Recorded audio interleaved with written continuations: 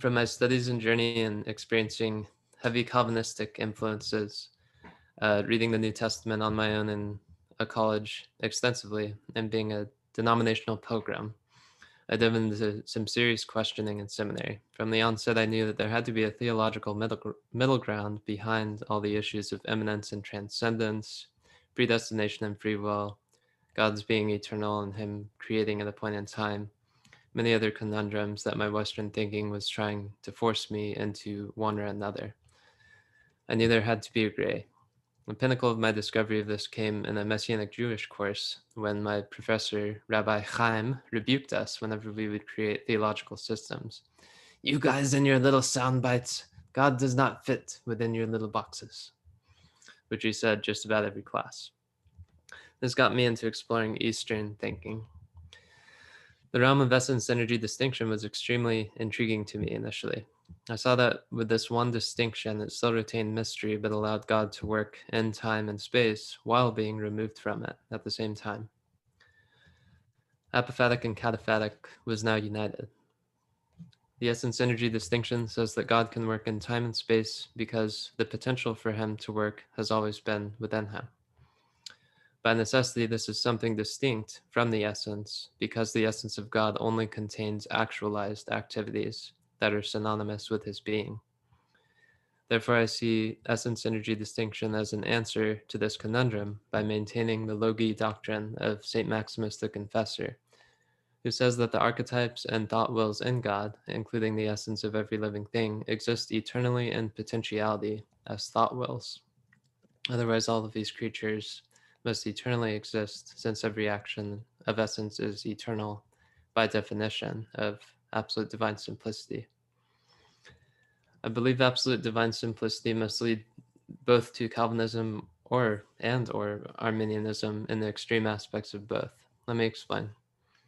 First of all, Calvinists take very seriously that every action done by God is eternal. Therefore, we cannot on our own change God.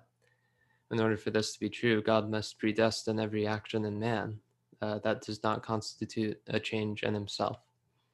For example, God accepts me, now he doesn't accept me, would make God in his being an acceptor of me or a rejecter of me, constituting a change.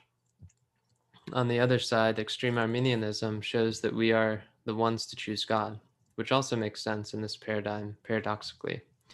Namely, God is omnipresent and every activity has already been actualized. Therefore, God cannot pursue us any more than he is right now. So in this way, the only way I can enter the kingdom is entirely based on my response, not on God's personal interaction with me.